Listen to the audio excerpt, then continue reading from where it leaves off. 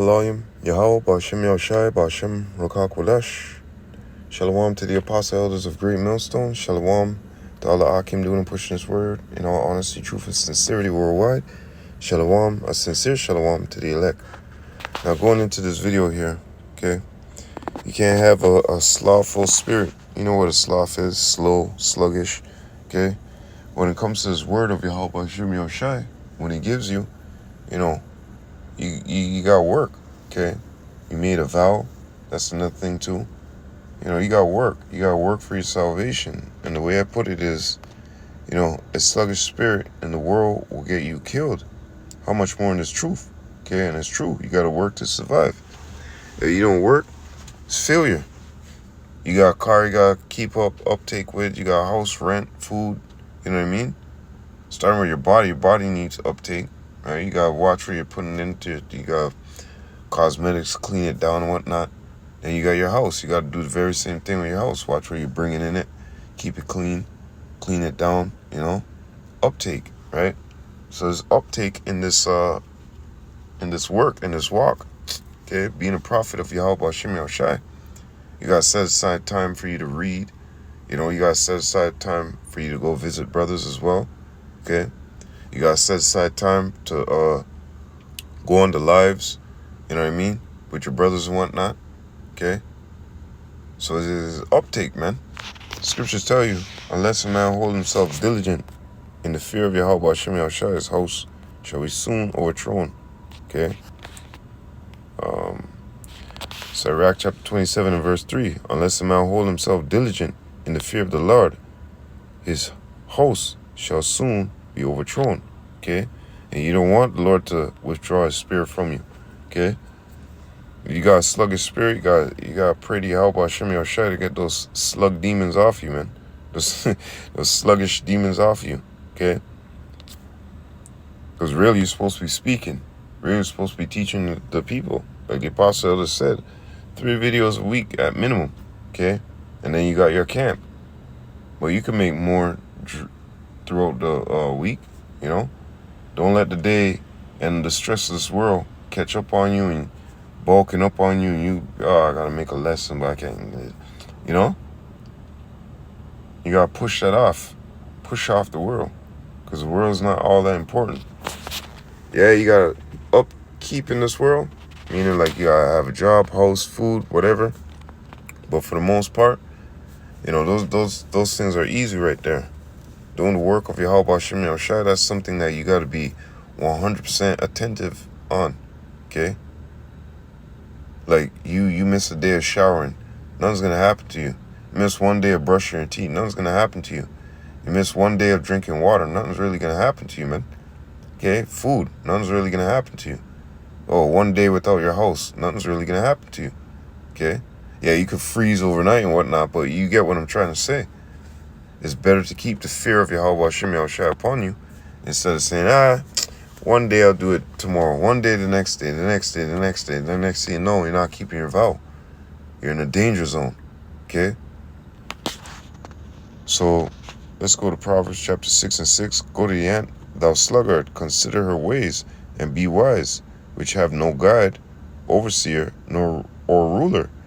Provideth her meat in the summer, and gathereth her food in the harvest. How long wilt thou sleep, O sluggard? When wilt thou arise out of thy sleep?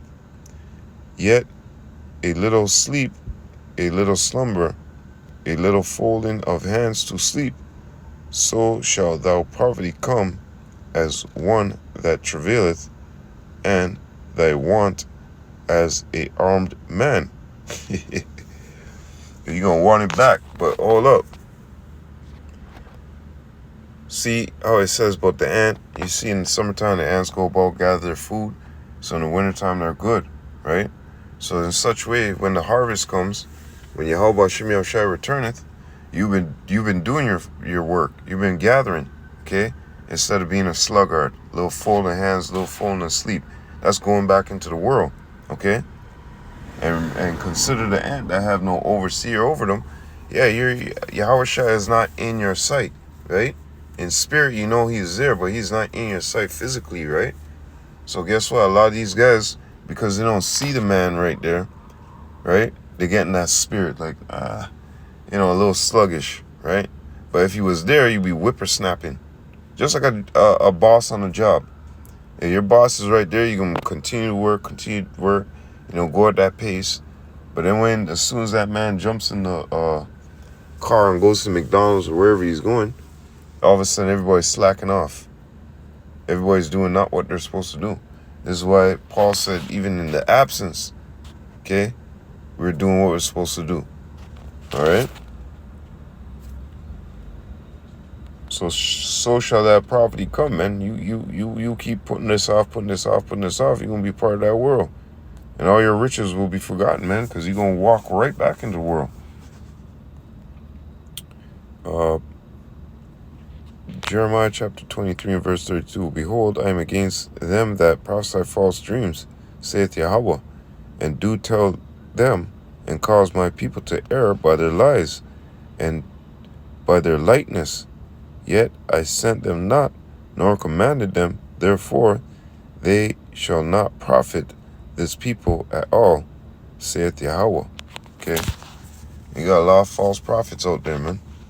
A lot of false prophets are you know, causing these people to err. Okay?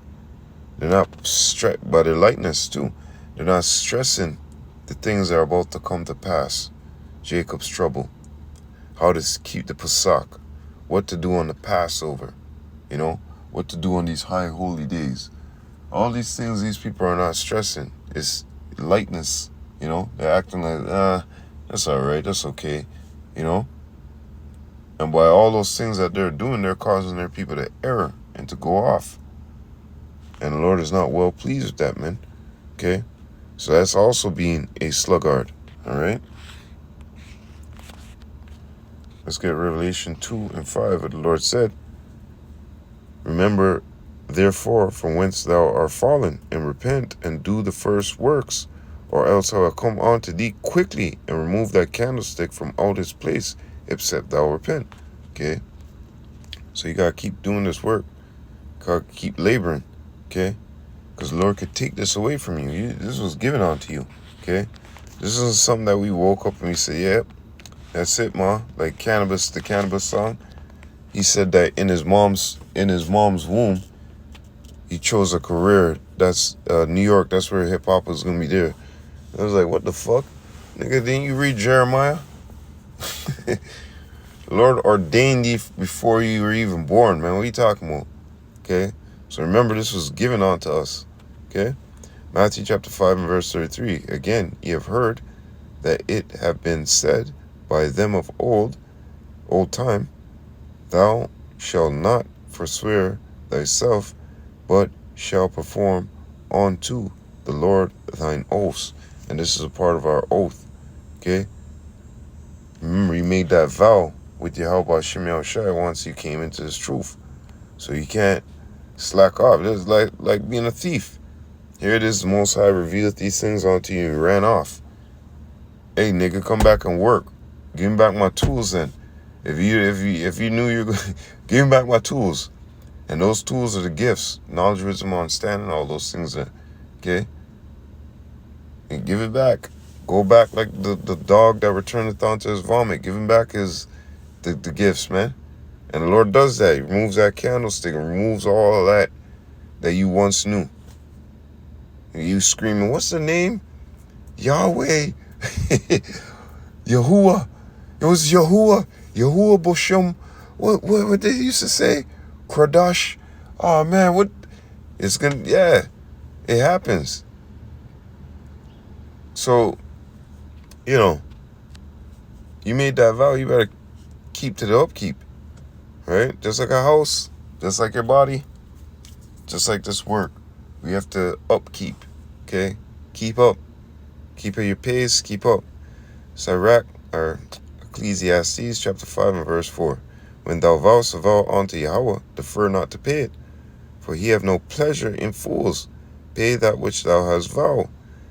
Better is it that thou shouldest not vow than that thou shouldest vow and not pay. Okay? So you gotta watch out. You can't be doing those type of things. Like I said, you made that vow unto Yahweh Hashem Yahushua when you came to this truth, right? So a sluggish spirit in the world will get you killed. You don't pay your rent. You don't end up, next thing you know, you end up weeks, months on the fucking road. Here comes wintertime. You got no shelter. You got no food, no money, no nothing. Wisdom is for defense and money is for defense. But by wisdom, it will save your life, okay? Know that out of all of it, wisdom is the one that will save your life, okay? And it's a wise thing when you got this word, when you have this understanding, to praise Yahweh Hashem Yahushua and do the work before those evil days draw nigh, okay? Because you understand the promises that Yahweh Hashem Yahushua has made to his good soldiers, has made to his friends, all right? So let's go into something real quick. Jonah made that vow and deferred, okay? Jonah chapter 2 and 9. But I will sacrifice unto thee. I will sacrifice unto thee with the voice of thanksgiving, and I will pay that I have vowed. Salvation is of Yahweh. And Yahweh spake unto the fish, and it vomited out Jonah upon the dry land. So you see, that's why Jonah ran into the belly of the fish, because he wanted to run. He wanted to defer that payment, okay? He wanted to put it off, but ain't no putting off, okay? Because even me, for the last couple weeks here, I've been trying to catch a little, let's say, me time, vacation for the kids and whatnot, and every time I plan something, it goes upside down and backwards. Like the apostles say, ain't no prophet's fucking vacation. But I do understand some brothers will take their family, go for like a week to Miami or, OT or whatever. You know what I mean? Because you do have to, have that time. But like I said, you gotta be a balanced individual. Because if you're doing things over here, run around over there, you gotta be considerate of certain things. First thing, praising Yahweh Hashem Yahushua and getting his work done. Whatever else needs to be attended after that can be attended to, okay? And obviously, you got work in this world to survive as well. And it's even worse when you got a family, job, you know what I mean? This is why Paul said what he said, okay? About being a eunuch. Because a lot of individuals out there, guys are in the truth that are, single-handed. Let me say it like that. There's no woman, no kids in the house. And they're just by themselves, right? They're in a better position than us brothers who, have family, kids and shit, because it's I'm not gonna say it's a heavier burden. It's just, you gotta balance, balance. And with the spirit of Yahweh Hashem Yahushua, this burden is light. This affliction is light, okay? As it tells us in 2 Corinthians chapter, what was that, 4? Now I gotta go find that. Sloth Yakim.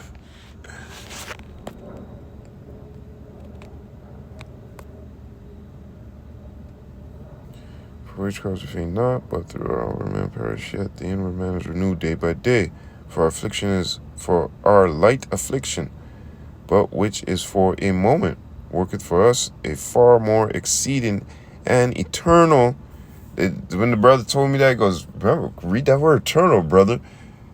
Remember to stomach that eternal weight of glory. Within that, 1, 2, 3, 4, it's heavy. Very, very, very, very, very, very heavy. But this affliction, what we're going through, this light affliction, is but for a moment, which worketh us, a far more exceeding eternal weight of glory. Okay? So you always got to keep that in our minds. That, hey, man, family and this and that, and, I got 4 kids and shit, I got 10. Look, I want to take my little man fishing, right? Got the yacht. The guy got the yacht there and all. I can't even set foot to go do that. I have things here to do, right? Then my blasted host, the fucking people upstairs like some assholes. The fucking roof continuously leaking, You come back home, you find your fucking shit flooded. We living in hell, man. We living in hellish conditions. And guess what? This is an affliction. We suffered sin against Yahweh Hashem Yahushua. Now we're suffering this affliction. So it's all right. It's okay. Okay? But anyways, getting back to the point at hand. We made that vow. Okay? I'm going to go straight to the point. Oops. Judges 11. Jethro. Yeptra.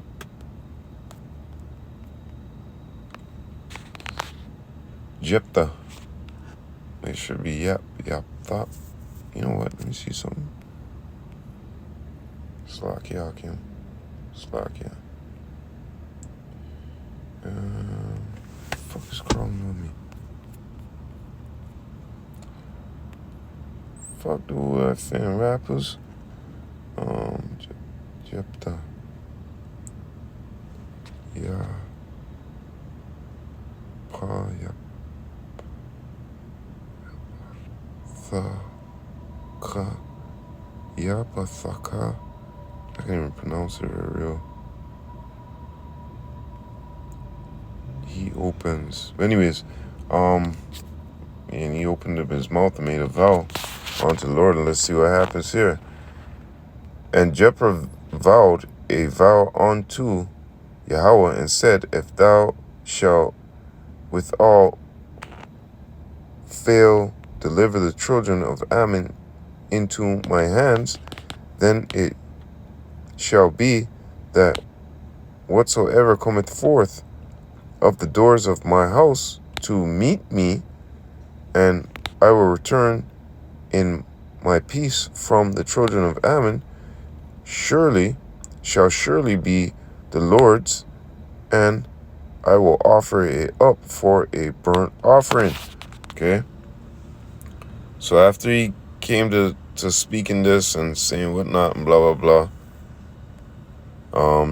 and it came to pass when he saw her that he rent his clothes. Oops. So okay, verse 34. And Jephthah came to Maspah unto his house, and behold, his daughter came out to meet him with timbrels and with dances, and she was his only child. Besides her, he had neither son nor daughter. And it came to pass, when he saw her, that he rent his clothes and said, at last, my daughter, thou hast brought me very low, and thou art one of them that trouble me. For I have opened my mouth unto Yahweh, and cannot go back. And she said unto him, my father, if thou hast opened thy mouth unto Yahweh, do to me according to that which hath proceeded out of thy mouth. For as much as Yahweh hath taken vengeance for thine enemies, even of the children of Ammon. And she said unto her father, let this thing be done for me. Let me alone 2 months, that I may go up and down upon the mountains and bewail my virginity, I and my fellows. Okay? So you see, this is what happens when you make, what does it say? Open. He opened his mouth. He opened his mouth. He made a vow unto Yahweh Shem Yahshua. It's not funny, but, that's what he did. He opened his mouth and he made that vow. And it came to pass, verse 39, and it came to pass,